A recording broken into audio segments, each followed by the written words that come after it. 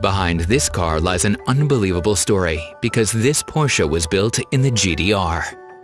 The setting is Germany in the early 1950s. In the West, the vaunted economic miracle and shiny ads promise prosperity, travel, and freedom. In the midst of it all, the Porsche 356 emerged as Germany's first series sports car. In the East, by contrast, the socialist planned economy and rationing were the order of the day. Driving a Porsche was unthinkable. This is where the story of the two vehicle engineering students Falk and Knut Reimann begins.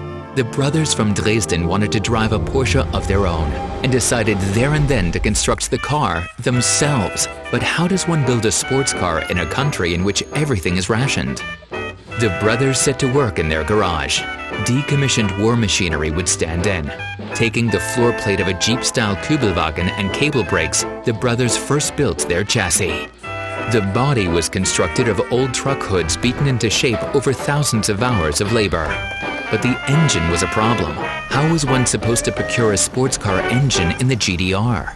This is where Porsche comes in. The brothers had traveled to Zuffenhausen and found an open ear in Ferry Porsche himself. After some initial skepticism, the two received a letter. To help you out of your predicament, we will be sending you a set of used pistons and cylinders as requested in the coming days. All we request in return is that you assume the shipping costs. We wish you pleasant driving with your homemade Porsche.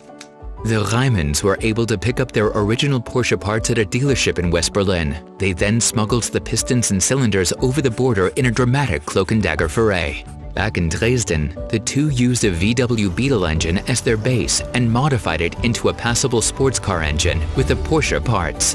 In 1954, the car was finally ready to roll. The Reimann twins drove clear across Europe at speeds of up to 130 kilometers per hour, with just one driver's license which they both shared and sporting an invalid license plate, but happy as clams in their dream sports car.